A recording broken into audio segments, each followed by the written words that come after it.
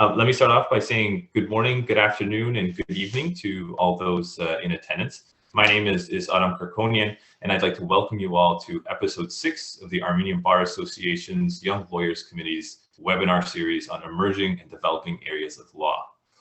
Each of these webinars is geared to provide introductory and useful information for law students and young professional attorneys who might be interested in learning more or practicing in an emerging field of law, as well as for more seasoned attorneys who may be looking to learn or perhaps pivot their practices towards one of these areas.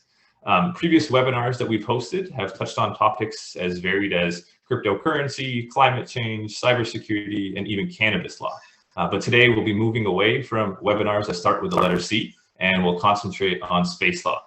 I'll remind everybody again at the end of the session, but the webinar is being recorded. And so like each of the previous webinars, you'll be able to access this one once it's posted on YouTube to the Armenian Bar Young Lawyers Committee's page. Without further ado, I'd like to introduce our 3 panelists and briefly introduce our topic of discussion for today. So Dr. Ken Davidian is the Director of Research and Program Manager for the Center of Excellence for Commercial Space Transportation at the Federal Aviation Administration's Office of Commercial Space Transportation. There are going to be quite a few mouthfuls as I go through these. This is the nature of all these entities. Ken is also the Editor-in-Chief of the New Space Journal and serves as an adjunct professor for Virginia Tech's Business School. I won't go into all the various organizations and institutions with which Ken is affiliated, because I think we would be here for quite a while, but I will add that he's an engineer by training, and he earned his doctorate in business administration. He's currently located in and joining us from Washington, D.C., so welcome, Ken. Next, I've got Dr. Michael Kezirian, who's an adjunct professor at the University of Southern California, where for more than 2 decades has taught courses related to astronautics. Previously, Michael worked at the Boeing company, where he participated on projects related to the Space Shuttle, the International Space Station, Starliner, and a variety of communication satellites projects. Michael is also the president of the International Space Safety Foundation and the founding editor-in-chief of the Journal of Space Safety Engineering. Michael is a chemical engineer by training, but spends much of his time tackling issues related to space safety. For example, he recently presented at the United Nations Committee on the Peaceful Uses of Outer Space related to space debris. And Michael is currently located in Houston, but I believe he's joining us from Los Angeles this morning. And finally, Mr. Albert Nerzetyan currently manages the Combating COVID-19 Disinformation Project at the International Republican Institute of Armenia. But prior to this, Albert was a researcher at the Armenian National Defense Research University, as well as acted as the chief expert and spokesperson of the Armenian Secretary of the United Nations Security Council, where he worked towards developing Armenia's law on space-related activities. Albert has a background in political science, international relations, and law, and is joining us tonight from Yerevan. I'd like to note just at the outset that none of the comments or statements that are made today by the panelists, they'll be done so in our personal capacities and should not be seen as representations or views of any of the organizations or institutions or governments with which we may be affiliated. But with that out of the way, I think I'd like to set the stage for what we'll be discussing today. So I anticipate our conversation will include topics like what is space? How do we get things into space? Why don't these things fall out of the sky? What do we do in space? Why do we do these things? And what are the benefits? Are there rules in space? And if so, what are they? And are they effective?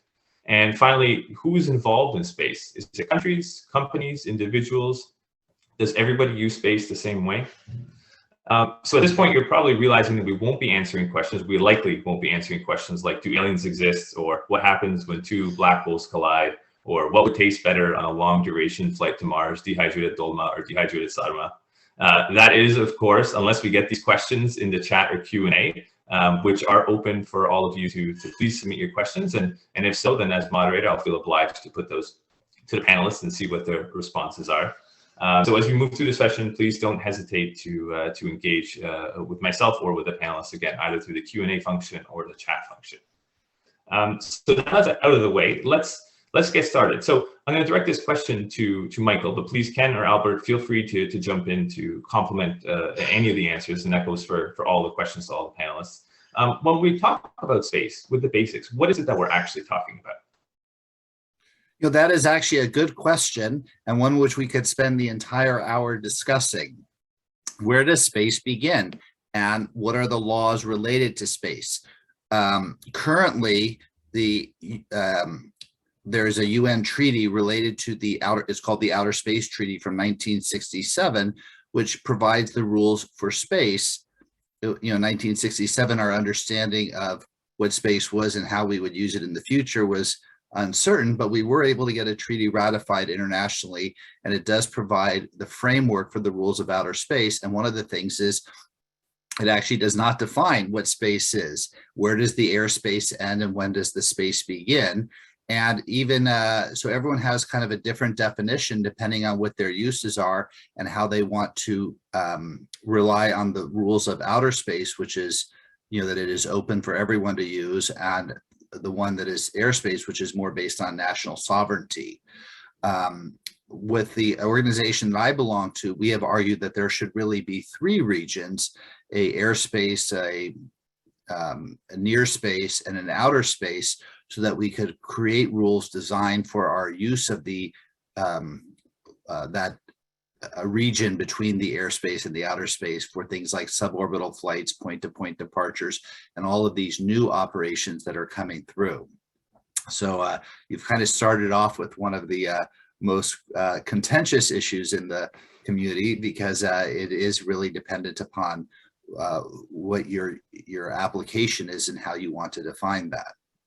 Okay. Would it be safe to say then, I mean, as a kind of a general statement, what's not airspace, and again, acknowledging that we don't really have a hard limit or a hard definition on where airspace ends, but what's not airspace can be considered outer space, and then of course there'll be different regions of outer space. Would that be kind of a fair assessment? And then there's also that middle ground of when you blend between airspace and outer space. I think that's a very good starting point to think that where the Class D, I think, is the top level airspace ends, is really what you want to be thinking about for outer space. And again, whether you're in a low Earth orbit or a geostationary orbit around Earth, or whether you're trying to land on the moon, those are both kind of in that space region. Okay, that's great. Ken, would you be able to run us through some of the things that we do in space? So, now that we know kind of where those exist, and Michael made mention of different orbits, geostationary or LEO, or even around the moon. I mean, we probably don't have to get into too many of those details for this morning's kind of conversation. But when we're in space, I mean, what do we do up there? Okay, that's a great question too. I want to backtrack a little bit. Like in the United States, at least, the national airspace ends at 60,000, or is it 60,000 feet, right? Flight level 600, they call it.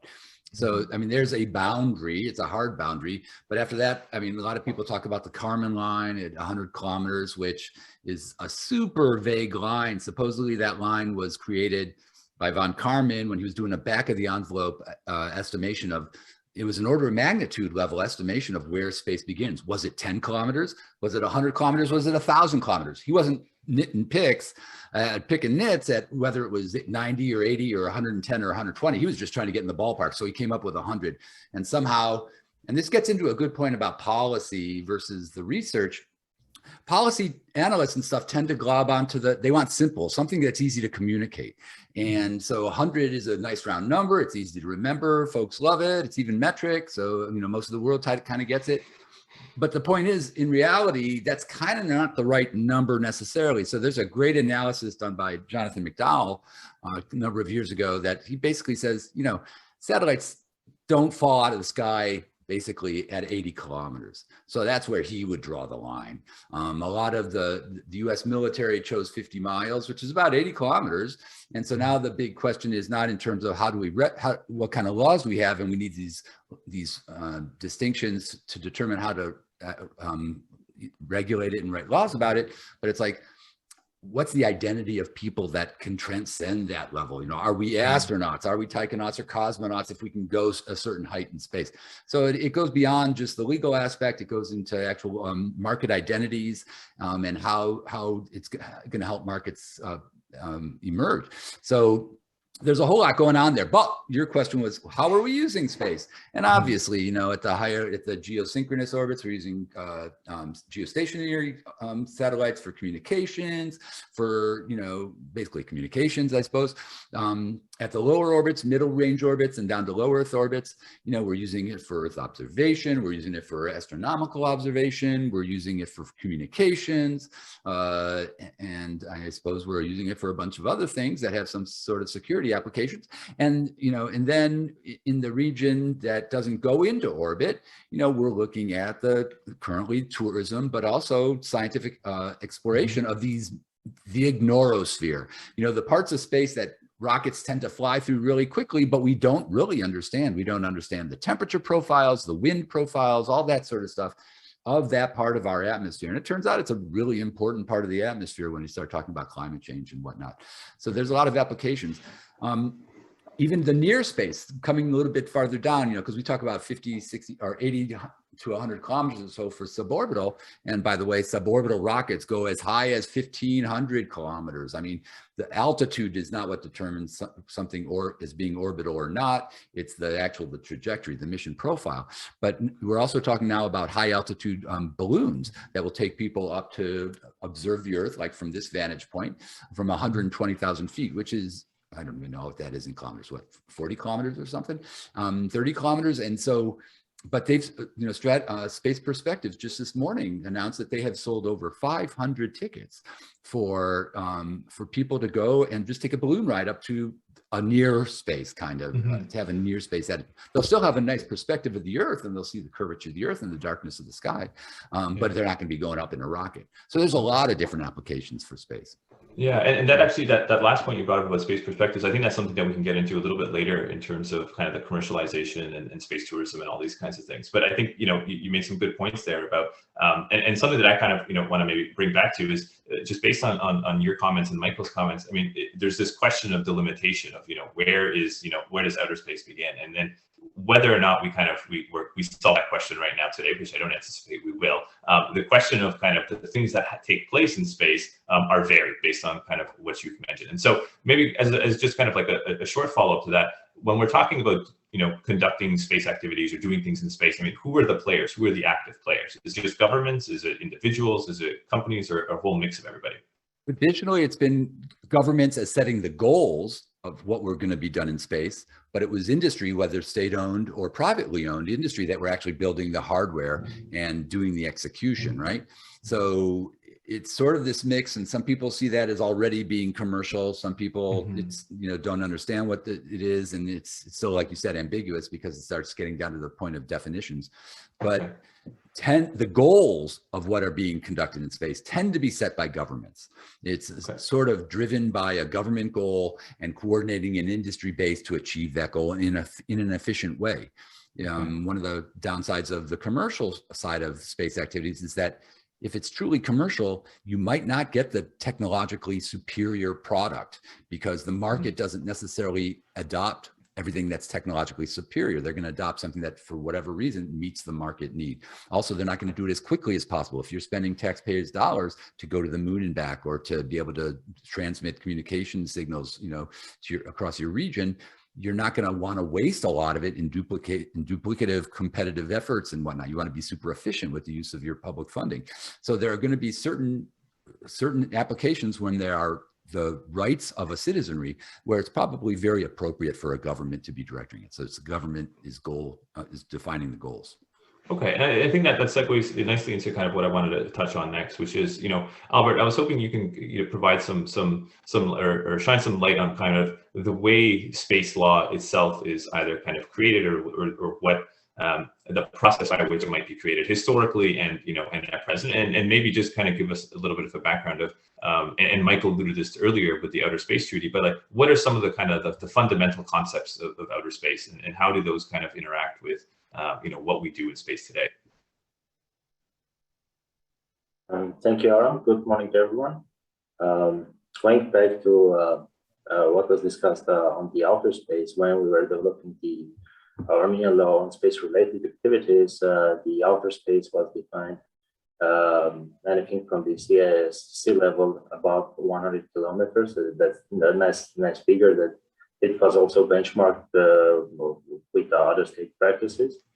Going to the reasons why we develop or why small nations tend to develop space law.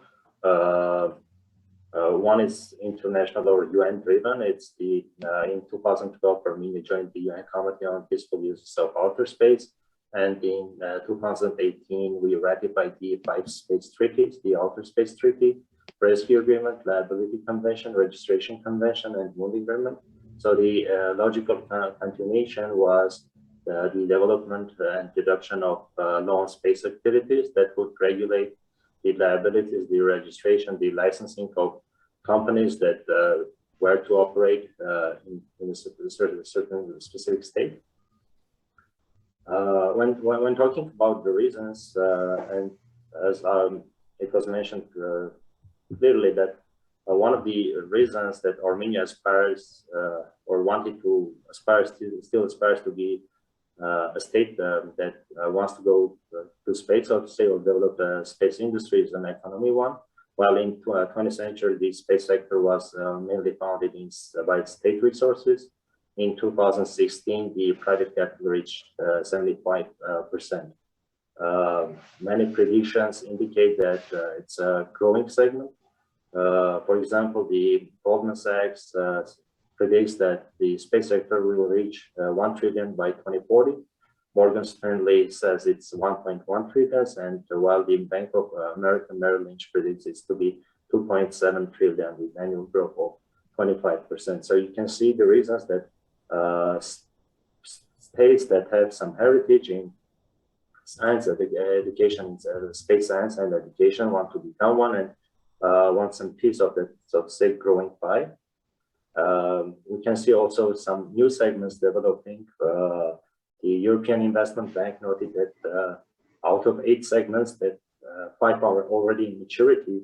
The launch industry, satellite manufacturing, services, national security, while others, for example, the space tourism, as it is with the Blue Origin or SpaceX, is still developing. So the pie is getting bigger and bigger, and the economic reason is it was and still is one of the driving forces behind the political decision making.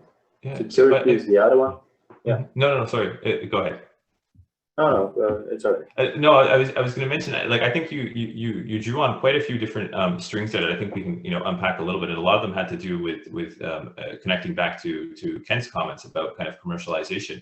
But before we do that, what I wanted to do is maybe provide just a really quick kind of synopsis of some of the fundamental principles when we talk about international space law, because I think what you and Ken have spoken to about the commercialization.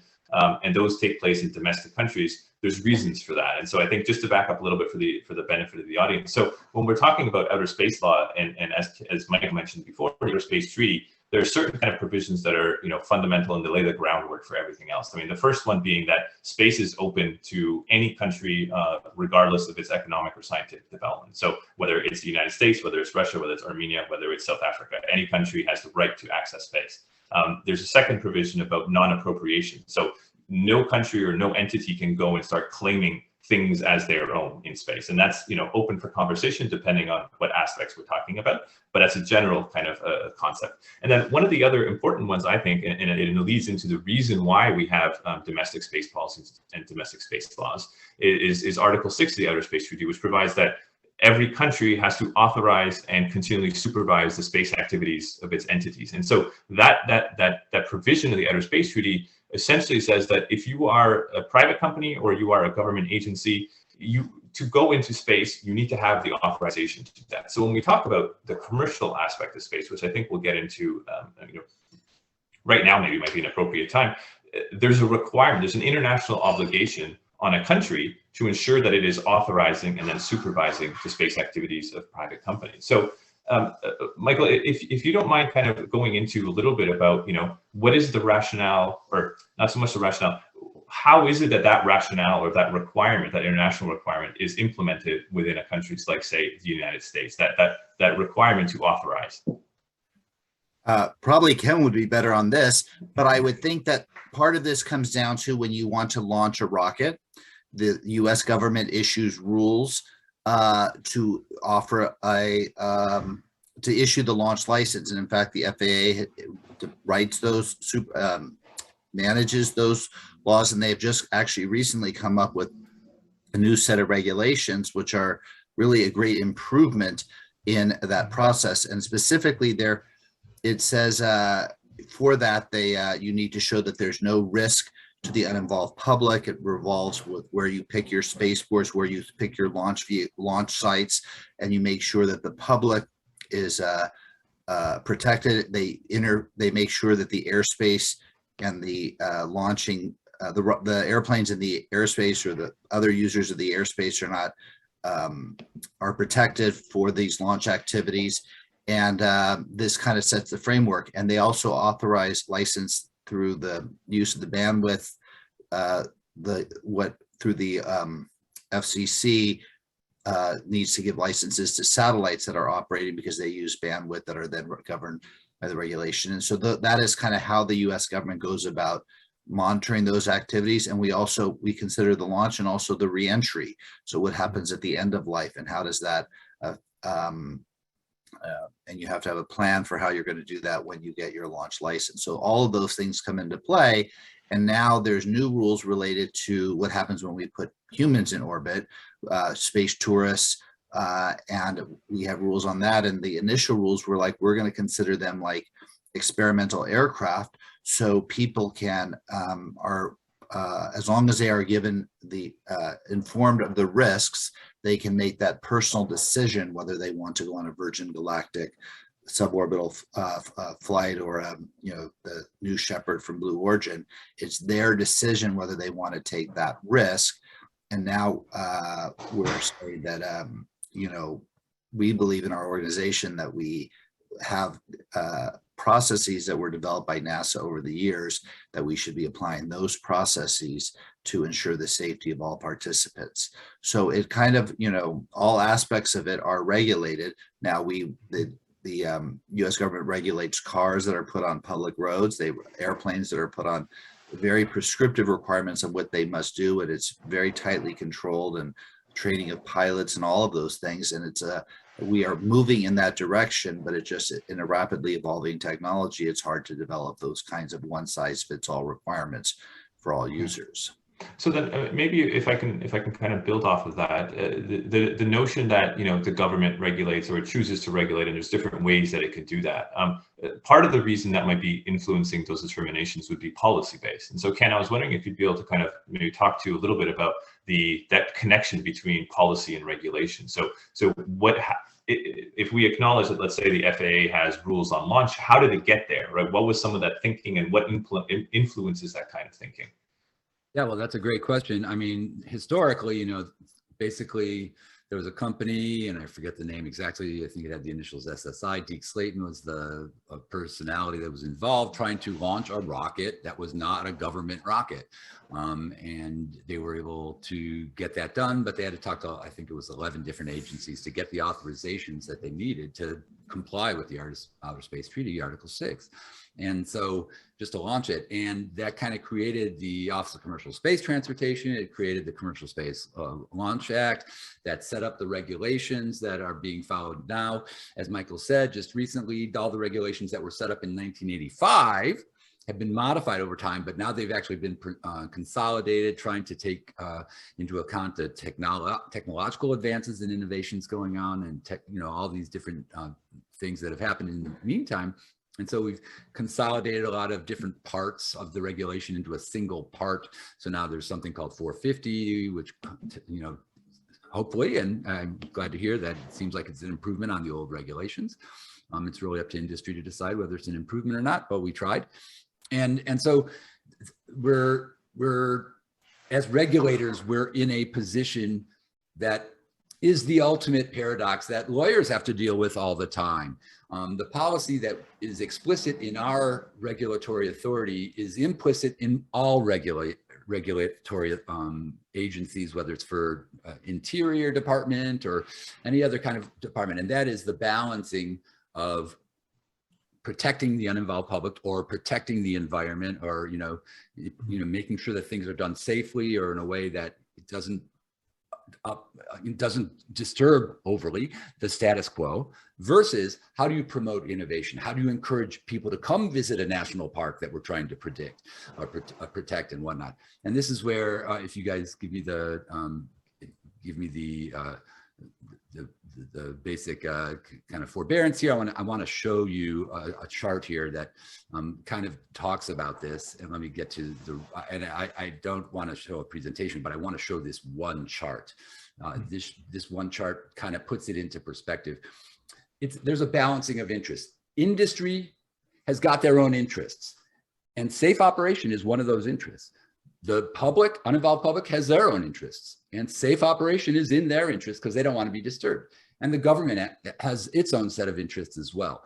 And of course, safety is one of those interests. The job that we have as regulators is, number one, protect the interests of the government. And that kind of overrules everything. If there's a national security flight that has to happen tomorrow, you know, it might exceed population, you know, safety limits and whatnot, but guess what? It's going to fly. So they're going to take a risk, and if there's a urgent government need, they're going to fly. So the first thing is we regulatorily we make sure that we protect the government interest, and then after that we make sure we protect the public interest. And so basically you have this, I depicted as a triangle, this large operating area. Some of that operating area is limited; it's fenced off because it would violate government interest. The other part of this triangle is fenced off because it would violate public interest. So what you're left with is this little white area here, which this is the area in which industry gets to operate. And our job as regulators is, how do we make that area, that operating area, as big as possible without sacrificing safety, right? And a lot of ways we do that is by trying to improve our ability to predict the future, to analyze the probability of failure, or to understand how that hazard area is going to form and change over time of a mission. And so the better we can find the limits of those hazard areas and those probability areas, the larger we can make the operating area for industry to work without sacrificing the limits of safety that Michael was talking about before. So this is how we try to balance safety, not just for the public and not just for government, but for everybody, as well as innovation of industry to help move the technology and whatnot forward. So that's a really hard thing to do. And so since regulations are sort of come right out of law, which are based in policy, you know, the way policy affects these kind of regulations is also got to take into account this paradox of and balancing act that, by the way, is not constant for every single industry segment of commercial space. Commercial space or space has got many, many industry segments. We already talked about suborbital and low Earth orbit and you know, geosynchronous orbit, and there's heavy lift, and there's small lift, and there's small satellites, and there's all these different things, and they all have different. It all requires different kind of policies and laws to maintain an appropriate balancing act. And so what we're not calling for is more regulation, and we're not calling for less regulation. We're calling for more sophisticated regulation to help us make that balancing act. Okay, all right. Albert, Ken mentioned a few different things there about the policy and related to kind of industrial development and innovation. And so, in your comments earlier, you mentioned, you know, quite a few different studies that have recognized that space is a growing field, you know, and that there's real opportunity for the future. And so, I'm wondering if you can speak a little bit to when Armenia was going through the development of its space law. What were some of those kinds of fundamental policy questions that it may have been thinking about? And do you think, you know, at the end of the day, they were reflected in that law, or what was that process like? Again, to the extent that, you know, you're able to kind of comment on that.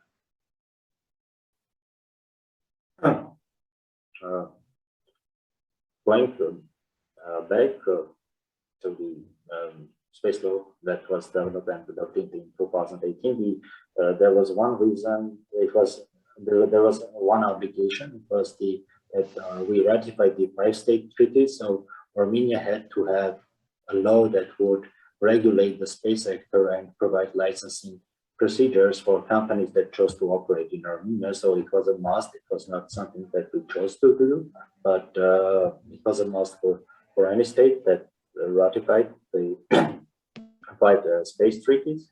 And for the reasons, the first one was the economic, that we can see it's a clearly growing segment, and 10 or 15% annual growth.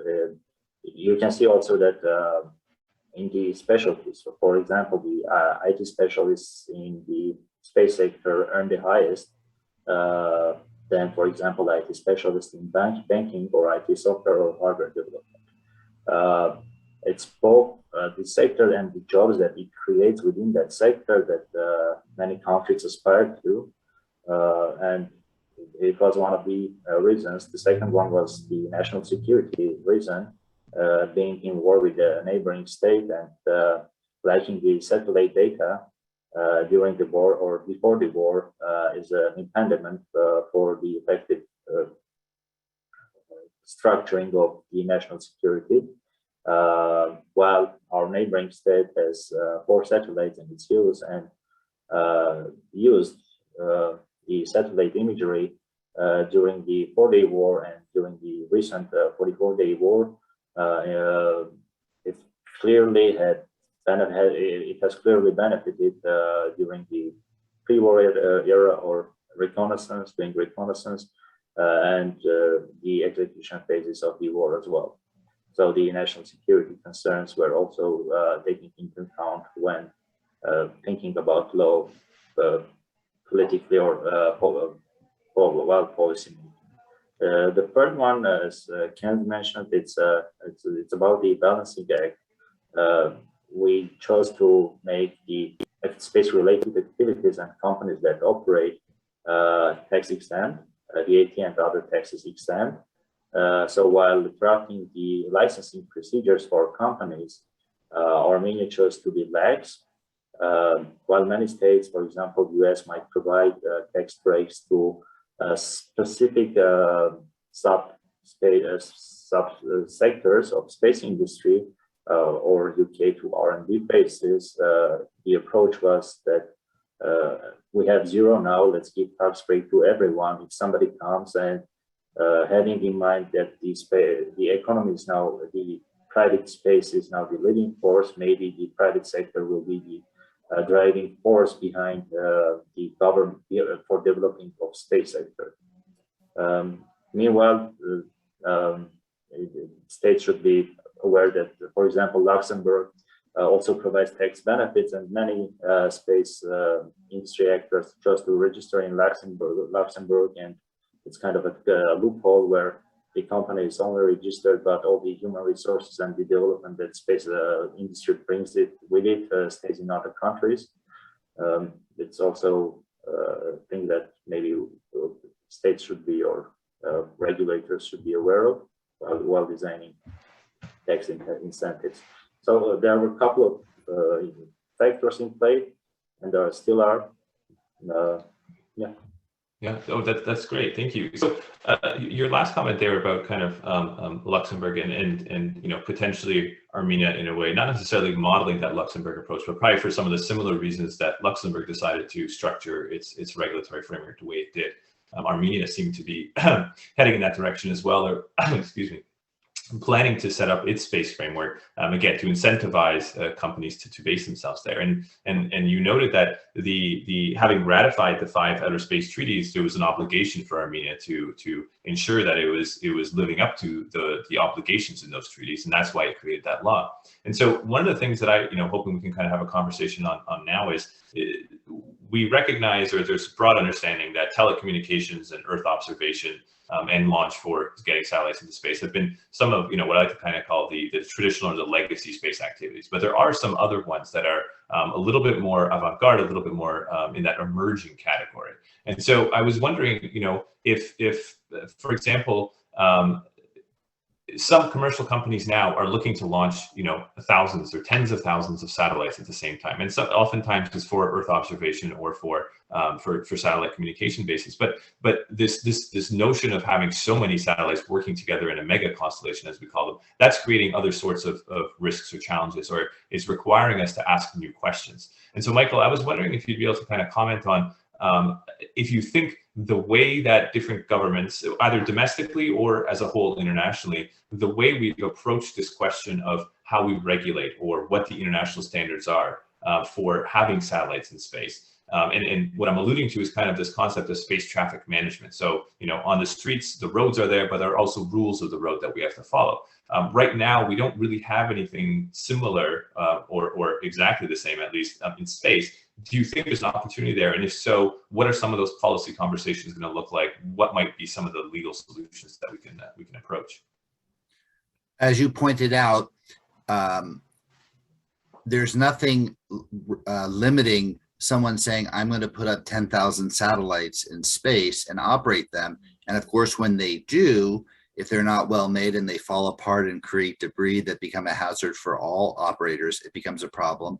And if I want to put up 10,000 at the same place you want to put up 10,000, it's a little bit whoever gets there first gets to use that space. And so the rules were written when space was really, really big and there were just a few players and there wasn't a need to do that. And we're going to have to think about how that is. The other issue is, as we get more and more objects up there, we have to think about when they collide and what happens when you have, as we've seen in the past, two old satellites collide into one another. What can you do? Or if, and so how that has been managed up until now is now we have to change the rules as we get into tens of thousands of satellites entering there. The U.S. government has been tracking these objects both for their own uses, and they've informed commercial entities when their satellite is going to be in harm's way, if you will. It's called a conjunction assessment, and then they inform them and encourage those users to move out of the way, because obviously you can't move the junk out of your way. So when there's a pothole in the road, you move away. The problem is it's who makes the decision on how close something gets, or what confidence you're going to hit something to determine whether you need to move. And if you move all the time, then you expend your consumables and limit your life. So those become value judgments on what is a risk and not. And all of this is being new. There's about a dozen companies that are in the new space arena or commercial space that are looking at managing this. Leo Labs in low Earth orbit, Exoanalytic and geostationary orbit, and everyone is defining how we're going to manage that problem.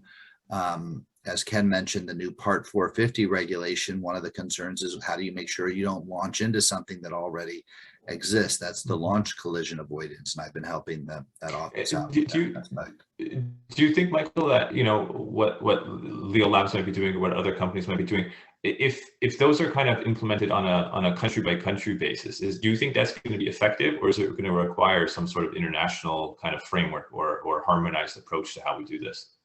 So what those companies are doing is those are looking at kind of the rules of the road. How do you traffic lights? How do you make sure you don't collide into something? Those don't address who has the right to be in this particular orbit at this particular time. And the way the rules are set, the international treaties are set up, is it's open for international use. It's going to be very, very hard to kind of come to consensus on who's going to do that. The geostationary orbits, those are very limiting. The ones that move with the rotation of the Earth on the equator, they have some very specific value.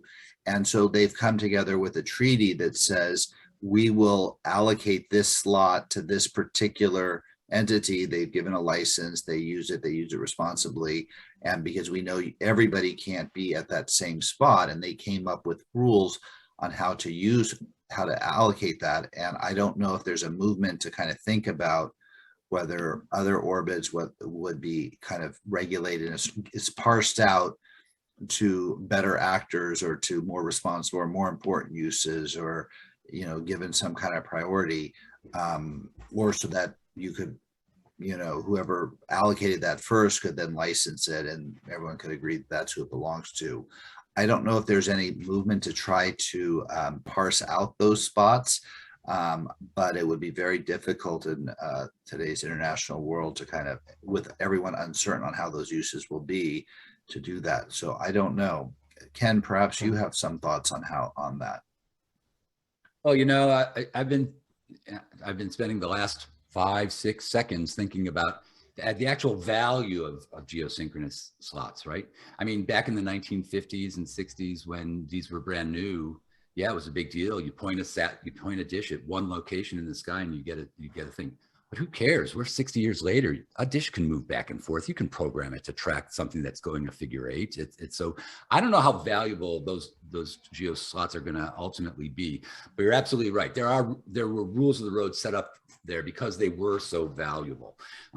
Right now, on orbit is not regulated in the United States. Things that are once they've entered orbit and right before they come out of orbit, re-enter, they're not regulated in the United States. So we're violating the treaty because we're not overseeing the operations during the entire mission profile of a given object for non-governmental activities.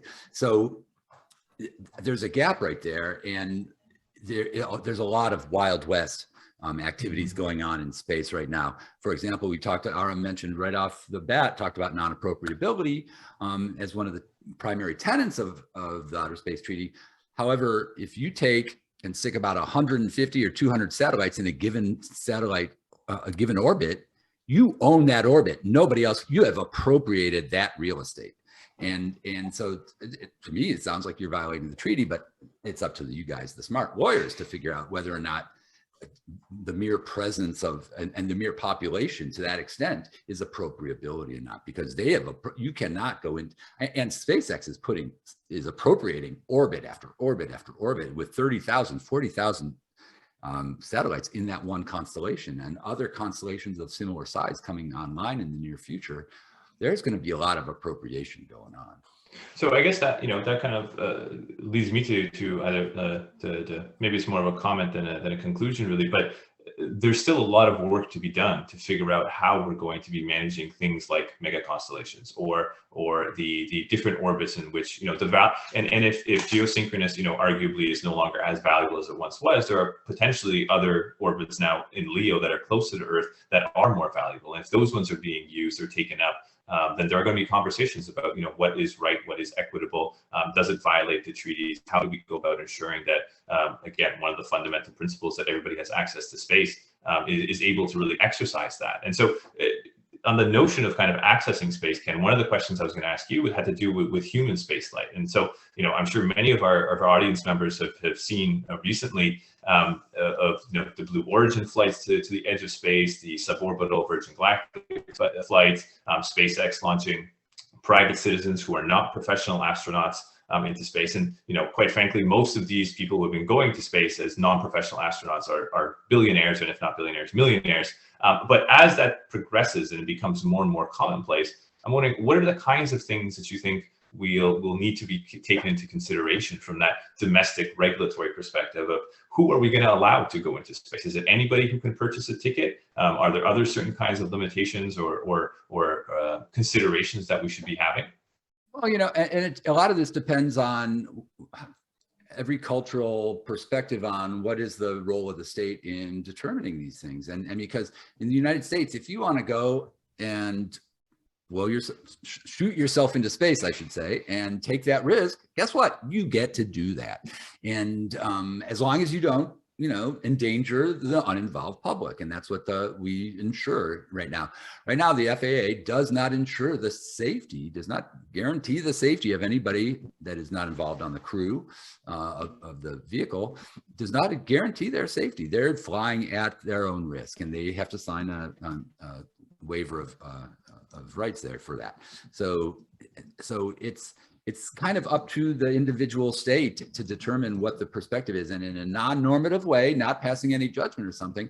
It's just whatever that culture decides is what they're going to end up doing. So right now in our country, if you've got the money or if you're offered a spot, William Shatner was offered a spot to fly, they get to fly, and the state is not going to step in right now. Right now, and this is a big topic of debate in our country, should we be regulating how safe the vehicle needs to be before we let people go on? And right now we don't. I mean, the Congress has told us not to do that. That's why there's this informed consent waiver.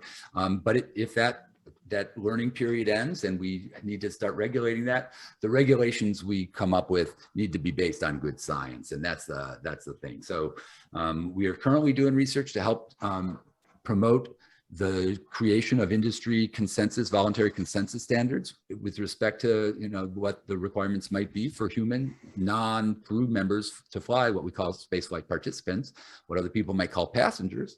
And right now we don't regulate that, but we want to do research to be ready to regulate it if that time comes. Okay. And Albert, if I can turn to you, I mean, the cost of developing, launching, and even operating a satellite, I mean, it continues to drop year after year, decade after decade. The price per kilogram, which was always a limiting factor of how much you can get into space or what you can get into space, that continues to drop. And so I'm wondering, as the price drops, as it continues to drop, what are some of the implications of that for countries who don't have a legacy or a history of space activities? For example, a country like Armenia, I mean, does the fact that you can now, develop and launch a CubeSat for, hundreds of thousands of dollars instead of, millions of dollars, does that open new doors? Does that open new opportunities? And related to that, I'll note that in a few of the questions we've gotten in the chat have had to do with who in Armenia is thinking about these kinds of questions. Are there specific departments? Are there specific organizations or not-for-profits? Would you be able to speak to that as well? Sure. To answer the questions, the state agency responsible for the development of space policy and law is the Ministry of High-Tech Industries. It's written in their charter.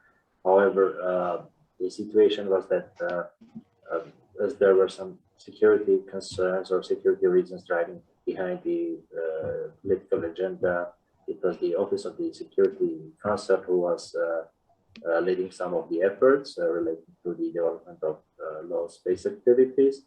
The other question is, so the space policy should be led by the Ministry of High-Tech Industries. And actually, I saw the two comments that the Ministry of High-Tech launched call for applications recently on November 10 for ideas developing space sector up to 50 million AMD, which is a good thing. And going back to the CubeSat or small satellites, it's maybe this is the first step. As going forward, strategies certainly there should be a strategy, and how countries is it's setting goals as it was correctly mentioned in the beginning, setting goals for the space industry and benchmarks or the targets. But you can start small, and certainly CubeSat is the first thing that to consider. And I see Ms. Mari Pogosyan here, and I've known her for a couple of years already, and she was former NASA engineer when we were talking to her in Armenia. CubeSat was the first thing that we started to consider to do. We didn't have strategy. At least CubeSat is something that you can show results to the political decision makers while developing a comprehensive approach to the development. Okay, that's helpful. I mean, the notion that there is, at least some awareness or the beginnings of awareness regarding kind of the opportunities afforded by space for a country like Armenia, I think that's, that's important. One of the questions in the chat had to do, and I think this is a really interesting and important topic that we should touch on. And again, I mean, this is one of pretty much all the conversations we've had so far probably can, consume an entire hour's worth of a webinar session on their own. But this one in particular, with respect to the use of space and the use of satellites for military activities. And so obviously the genesis of this question comes from Azerbaijan's use of Earth observation satellites during the most recent war. I'm wondering, the notion, or I guess the idea that a lot, at least in the origin stages of a lot of these space activities, were developed or influenced by a national space, I should say national defense, for purposes of national defense and for military activities, or to support terrestrial military activities. So GPS was designed to support troop movement. Communications are used to remain in contact with troops. Earth observation is used for reconnaissance. So all these technologies have been used in a variety of ways. But there have been even more recent, statements from a number of different high-ranking officials across governments about the potential militarization of space or conflicts in space. And so, I mean, this is an open question, but I'm wondering what your thoughts might be, generally speaking, on the use of space either to support terrestrial conflict, or even in some ways, worse, the actual conflict moving to space, into any of the different orbits. I know it's a fairly broad question, but if anybody's interested in tackling it or talking about it, I'll open it up to that. I'll just say that if a person is in a particularly pessimistic mood, they might come to the easy conclusion that it's almost inevitable because, again, military budgets tend to be high and national security tends to be a super important right of the citizenry. So a government tends to take it on as a serious responsibility. So budgets are necessarily high. And so people start developing technologies to help accomplish that goal. And so again, this is a government-driven goal, and they do it in an efficient way, and they kind of like doing it. I mean, or that's their livelihood. They kind of are in that mode. If I'm in a super optimistic mode, or some person is optimistic, they might say, listen, there ought to be peaceful uses of outer space nonstop. I mean, but you even look at Star Trek. I mean, Star Trek, those guys, the concept of future space travel, even based in a super peaceful and super egalitarian kind of society, they go out in there and they're still getting into conflicts in space. And so I think, number one, that makes for good drama and good TV, but I think it's sort of, I hate to say it, but I think humanity kind of just has this fight kind of, mentality built in, and it might be just a manifestation. It might be a miracle, the fact that we haven't done that already, or it hasn't come to public light that it's been done so much already. I mean, we're starting to see things happening, and, it is what it is. So now the goal is to try to monitor that, to minimize the impact, and to try to avoid, try to avoid it from happening. I mean, we'll see how long we can do it. We're going to, and again, in a very pessimistic mode, we're going to kill ourselves off in a couple of 100 years anyway. So we'll see what happens. Well, that's a high note. I noticed a similar question that was just posted in the chat for us as well, which was our neighbors were using, and the question reads, our neighbors were using this space during the war against Armenia. What is the most effective way to start the process to apply international sanctions? So I think the first question there is, and it kind of goes back to my earlier question, is using space to support military activities, is that a violation of international law? And if so, I mean, how would we go about doing, applying sanctions or seeking redress in some ways? Albert, I don't know if you have any thoughts on that specifically. Sorry, that wasn't directed to you, but I'm just wondering if yeah, sure. To be honest, I'm not sure, but with space imagery, for example, it can be used for civilian purposes and for military purposes. And the high-resolution images that our neighbors used during the war, for example, free with 1 meter pixel density, it can be used for cadastre purposes also. So there, I'm not sure whether there's regulation that can be enforced for military use of outer space.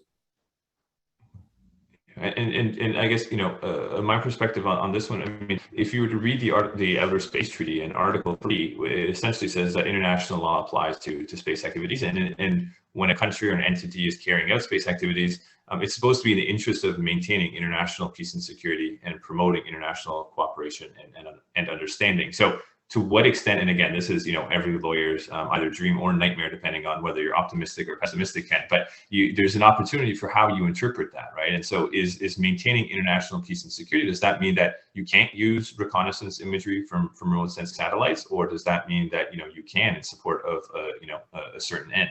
I think it's a very open question, and it's not one that we're going to, be able to kind of answer or solve, unfortunately, right now. But I'll put that out there if anybody wants to kind of comment on or follow up on, and then we can move on to kind of some closing comments or closing questions.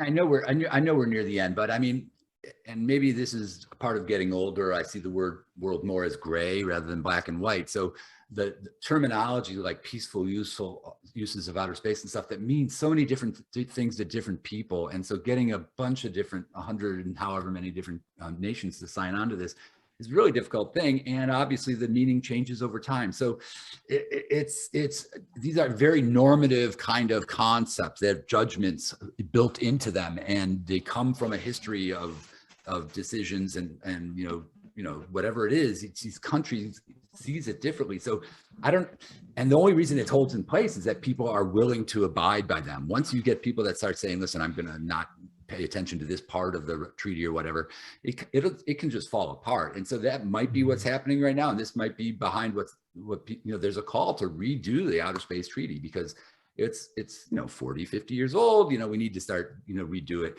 And so it's a very difficult thing. And, it's built on trust, and trust is an irrational response. It's totally irrational to trust other people like this. And so it's a very difficult question. And so it might be standards are set by people who lead the way, and they just do it a certain way, and people just copy it, and starting to get into the tragedy of the commons and common pool of resources and all that sort of stuff. Like you said, we've only got a couple more minutes here. So to be no, continued. I think those are all really valid points. And honestly, I mean, like you said, I mean, a lot of that is still open for discussion, open for open for research. I mean, if there's anybody that's in the audience that's interested in really important questions, I mean, that happens to be one. I'd be happy to provide you with a list of 30 or 40 different other ones that the world needs interest to or needs good research on. But I think that happens to be one of them. So I'm hoping to kind of just do a few kind of really quick rapid fire questions, and these are kind of just going to pick at everything that we kind of touched on today.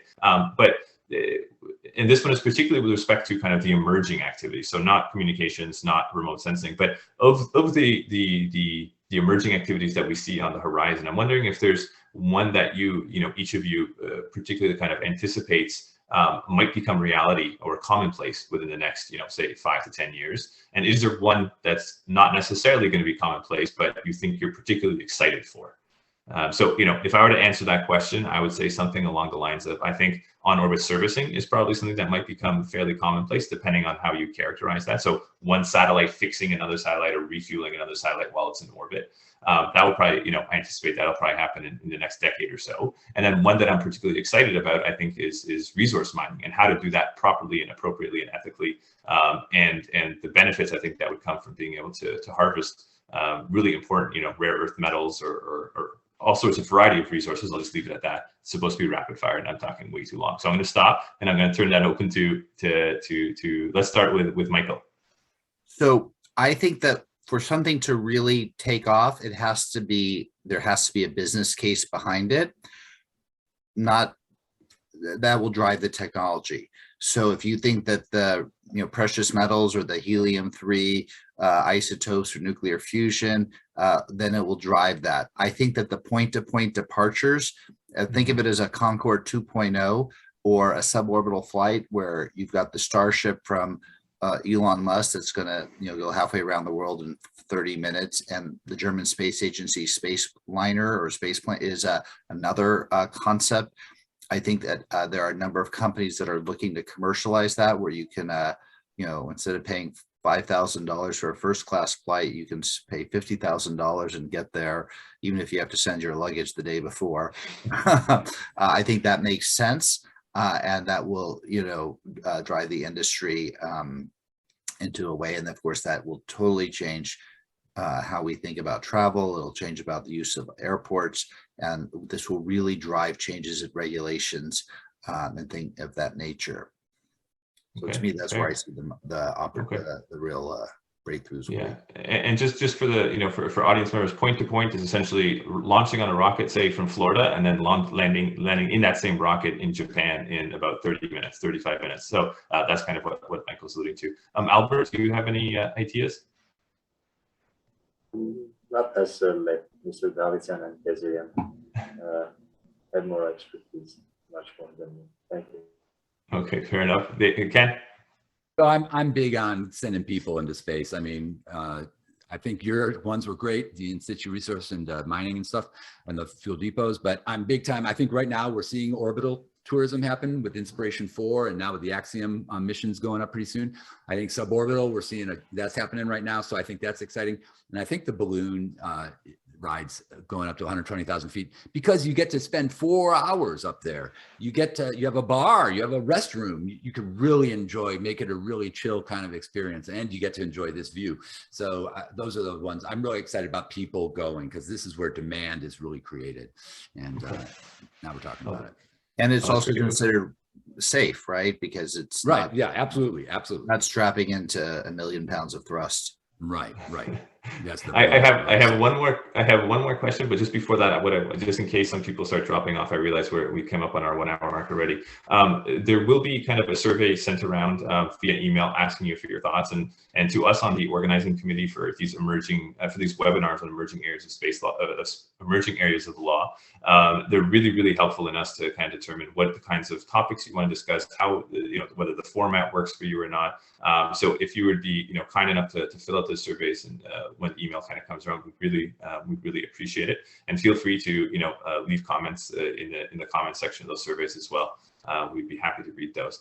So just as one last question, just before we sign off, I'm wondering if you had to kind of pick maybe one country or one region or one type of nation that you think in the future would benefit from space that isn't already benefiting.